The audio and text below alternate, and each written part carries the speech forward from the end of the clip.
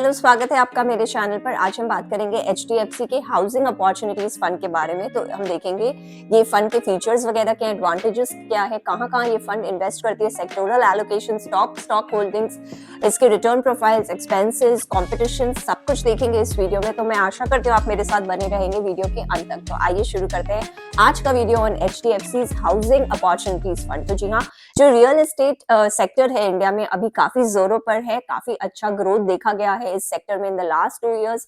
क्यों? क्योंकि जो कोविड की वजह से पेंट अप डिमांड था और जो लॉन्ग डाउन साइकिल था जिसके वजह से प्राइसेस काफी कम थे, उस वजह से लोगों ने, इन्वेस्टर्स ने, बायर्स ने अच्छे टाइम पर जिन्होंने इन्वेस्ट कर लिया इसमें। क्यों? क्योंकि इनकम लेवल्स बढ़ गए थे उन दिनों और जो प्राइसेस रियल एस्टेट वगैरह के हैं वो फ्लैट ही रह गए थे। इस वजह से लोगों ने काफी इसमें बाइंग हुई और आज के दिन अगर हम देखें तो वो इस फीवर से बाहर आ चुका है रियल एस्टेट और काफी अच्छा एक ग्रोथ और एक रिटर्न दे रहा है, both for investors as well as buyers. तो जो रेंट्स हैं और जो प्राइसेस हैं, they have shown double digits growth and specially in major cities of Mumbai, Bangalore as well as Gurgaon. अगर आप देखें तो काफी अच्छा एक परफॉर्मेंस दिया है रियल एस्टेट सेक्टर ने। और क्योंकि ये एक लॉन्ग साइकिल है, यानी 8 से 10 साल तक ये जो उछाल है, ये जो better prices and this should continue. तो अब 8-10 साल तक एक्सपेक्टेड है कि इस सेक्टर में अच्छा परफॉर्मेंस और अच्छे रिटर्न्स की उम्मीद है।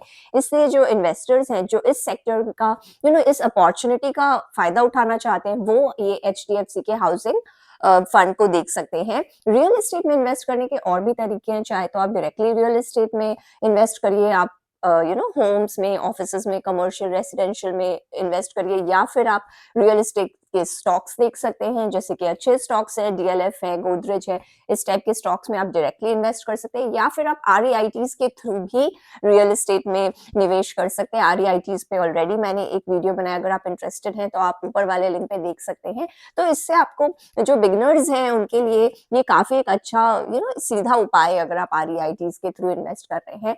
बाकी अगर आप म्यूचुअल फंड के रूप से जाना चाहें तो आप एचडीएफसी का ये हाउसिंग अपॉर्चुनिटीज फंड देख सकते हैं। फंड शुरू हुआ था, लॉन्च हुआ था 2017 में। अगर हम आज के दिन इसका एयूएम देखें तो इट इज अराउंड 1200 करोड़। जैसे नाम से समझ में आता है, एचडीएफसी का हाउसिंग अपॉर्चुनिटीज फंड, यानी कि ये उस टाइप के स्टॉक्स में इन्वेस्ट करता है जो हाउसिंग और रियल एस्टेट में एंगेज्ड है। बाकी अगर हम और फीचर्स की बात करें इस फंड की, तो ये फंड बेंचमार्क है टू निफ्टी का हाउसिंग टोटल रिटर्न इंडेक्स। और इस फंड के 67% एलोकेशन है towards large cap stocks, followed by 23% in mid cap and 10% in small cap. तो काफी डिसेंटली एलोकेटेड है towards large, mid and small cap.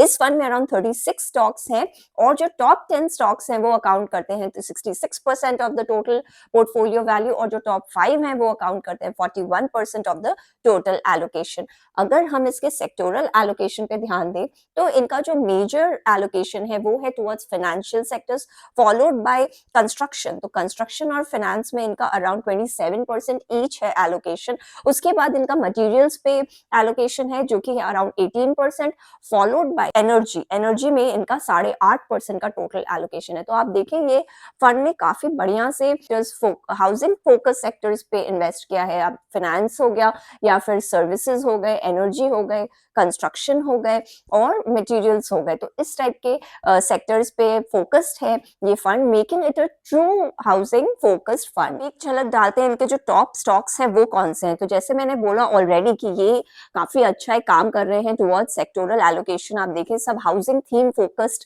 इन्होंने सेक्टर पर अपना फोकस रखा है। और अगर हम स्टॉक्स भी देखें तो स्टॉक्स में भी इनके जो टॉप स्टॉक्स हैं वो फाइनेंशियल स्टॉक्स हैं, of the likes of HDFC, SBI, ICICI. तो आप देखिए ये जो तीनों स्टॉक्स हैं they are the largest providers of home loans. तो काफी लोन्स वगैरह डिस्पर्स करने में नंबर 1 है। तो फाइनेंशियल्स में इनके टॉप स्टॉक्स हो गए एचडीएफसी, आईसीआईसीआई और SBI, followed by construction, cement stock. Cement companies अगर आप देखें तो इनका अल्ट्राटेक है, या फिर अंबुजा सीमेंट में इस फंड का काफी अच्छा फोकस है, followed by construction companies, Ashoka है, एलएनटी है। तो ये देखिए आप काफी बढ़िया एक इन्होंने फाइनेंशियल्स और कंस्ट्रक्शन और सीमेंट कंपनीज टाइप स्टॉक्स को इन्होंने टॉप होल्डिंग्स में डाला है।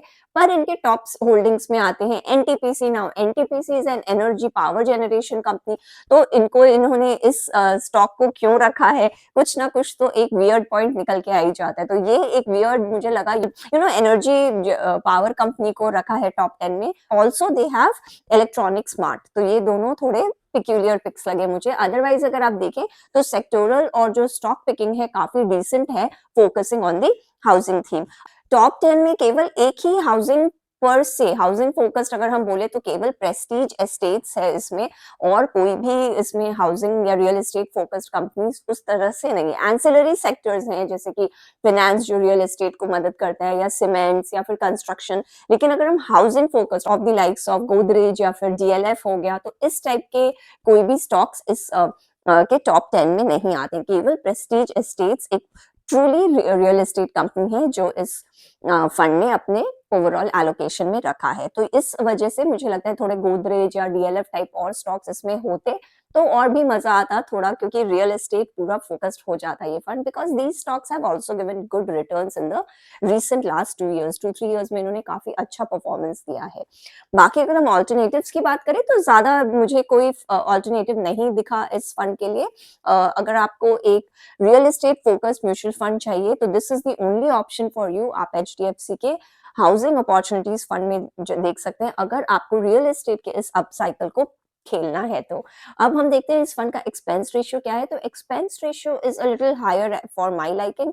अगर आप डायरेक्ट प्लान में देखें तो इसका 1.26% है, which is higher than the other thematic funds in our country. और अगर आप रेगुलर में देखें तो वो और भी ज्यादा आ जाता है, एट अराउंड 2.17%। तो जी हाँ, यहाँ expense ratio is a disappointment. लेकिन ध्यान रखिए और कोई भी इस ओवरऑल थीम पे और कोई फंड्स नहीं है, so this is the only option that you have. Performance wise इस फंड की बात करें तो काफी डिसेंट परफॉर्मेंस दिया इस फंड ने, with around 17% per annum returns in the last 5 years.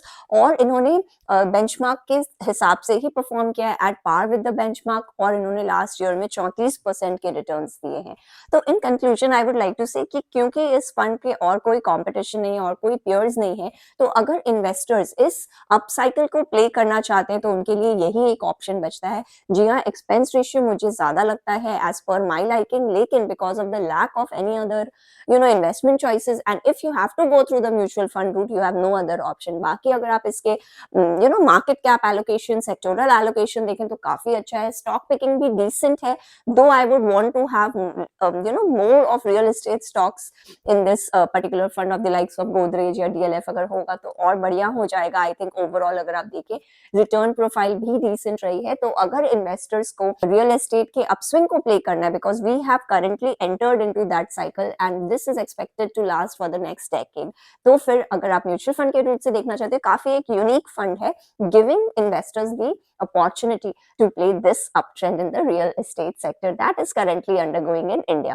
So that was all from my side. I hope you like my video. अगर वीडियो पसंद आए तो उसे लाइक करिएगा, मेरे चैनल को सब्सक्राइब करिएगा, दोबारा जरूर से आइएगा। I hope to see you again. Subscribe करने के लिए नीचे ग्रीन ग्लोब को आप क्लिक कर सकते हैं और रिलेटेड वीडियोस के लिए आप ऊपर वाले लिंक पर जा सकते हैं। मैं आशा करती हूँ आपका दिन शुभ हो। Thank you.